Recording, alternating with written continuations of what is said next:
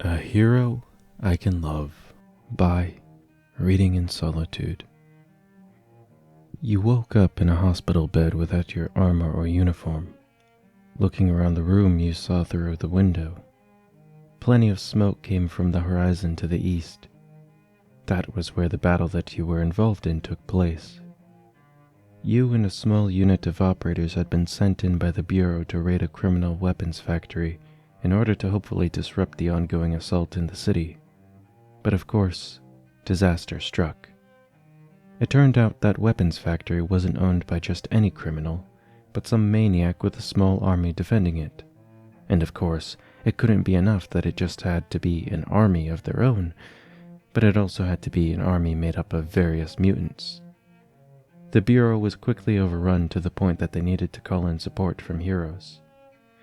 The last thing you remembered before things started getting hazy was digging in behind your armored car to hold back the mutants. The factory was located in a fairly run-down neighborhood, but there were still people there, and when the bullets started flying regardless of your odds, you needed to be sure to defend the public as best you could. There was a family that were hiding behind the truck next to you, but you couldn't remember what happened next all too clearly. Maybe it was a mutant or his weapon, but something hit the van that you were hiding behind, knocking you out for a moment. And then there was that woman, the one with green hair who came in to save you. A knock at the door alerted you of someone's presence. You said nothing, but watched with anticipation until at last the door opened, revealing the person there was none other than the woman who had saved you. She was petite, with a small black dress, and both green hair and green eyes. "Well, well, looks like you're up," she said in a voice that fell somewhere between a condescending congratulations and a mocking ridicule. You cleared your throat and answered, "Yes, I am." The woman walked in, closing the door behind her, and set a bottle of whiskey next to your bed. "I must thank you for saving me," you said to her. "Thank me?" she asked, her voice going up briefly. She looked somewhat surprised, but quickly composed herself. "Well, of course.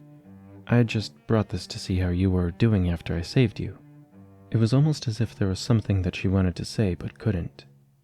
"How are you?" she asked. "Could be better," you stated. "Of course. Could be gone too," you laughed. "Well, perhaps a toast then, to not being dead," she stated, placing two glasses between you. She used her telekinesis to pull the cork, but quickly grabbed her head and hissed, "Ow!" "Are you okay?" you asked her, quickly sitting up. "I'm fine," she said, still gripping her head. "I just got a bit hurt out there. I'm not supposed to use my telekinesis, according to the doctors, that is." "I'm sorry. I wish I could have been there to protect you," you stated. "What about the family behind me with the van? Are they all right?" you asked. "Yeah, they made it out safe," replied Tatsumaki, hanging on her last word to you. "And my team?" you asked. "They're mostly all right. A few of them are more hurt than you, but everyone should survive," replied Tatsumaki. You sighed and nodded as relief passed over you. Tatsumaki looked at you once again, giving you the same look as she did earlier when you first thanked her. "All right, what's the matter? You're making that face again." "You really don't remember, do you?" she asked. Tatsumaki looked a bit flustered as she tried to find words. Look, I'm not saying that I needed it, but I guess to be fair, you kind of saved me out there." "I did?" you asked. "Gosh, you're really gonna make me explain it," she huffed. "Sorry, I can drop it if you like," you stated. No, don't be such a pushover. Look, you were at least something of a hero out there, so you at least deserve to know," she said in what you weren't sure was a genuine or feigned tone of annoyance. Tatsumaki drank from her glass and stared into it. "I may have gotten a bit too careless barging into the situation like I did. Those mutants should have been nothing for me, but when I saw them shooting indiscriminately into you and those around you, they're children who live in that street. Families too poor to be able to make it out on their own. I shouldn't call you something of a hero, because truly you are a hero, having stood up for them. I was just doing my job, miss. That's our duty as the HRT, to protect the innocent and rescue them from harm's way, you said flatly. Tatsumaki did not look up from her glass. Tell me, do you have powers? She asked. No, none at all, you responded. And yet you, a mere human, will put your life on the line in a way that many today will not. How many have the power to stand up for what's right and yet refuse to do so? Some with powers even, she said, growling as she did so.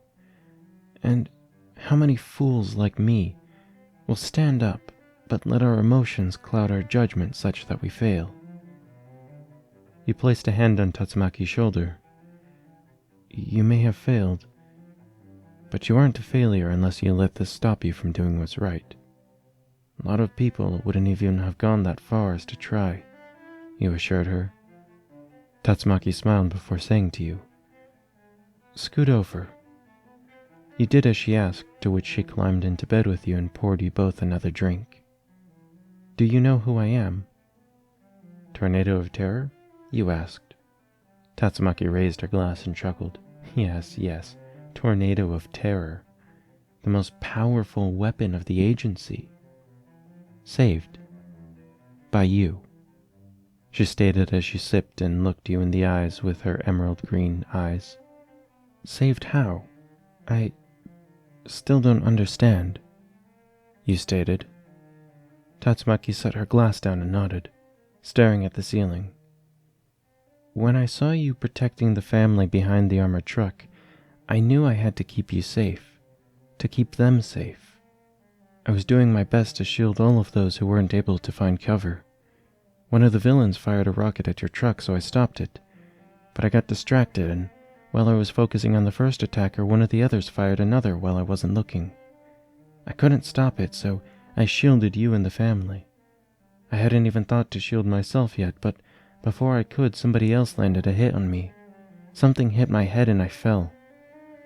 That injury made it so I couldn't both keep my shields up and carry myself. I'd probably be dead if not for you, as many of the soldiers turned their attention to me. But you, through bullets and blasts, ran out to me and pulled me into cover so I could recover. Of course, you got hit a few times, but that didn't stop you. I watched you stand your ground for the time that it took for reinforcements to make it, and for me to recover enough to get out into action. And you didn't stop until your body gave out. That is a hero. That is someone I can truly admire, she stated as she looked at you with admiring eyes. You stared back at her and let out a bit of a laugh. I'm glad you think that about me. For I must say, Tornado, Tatsumaki, I admire you as well. I've only really seen your hero work from a distance, but I think I agree with your perspective. That you cared so much for protecting the innocent that you put that before all else. It is good that we share such values.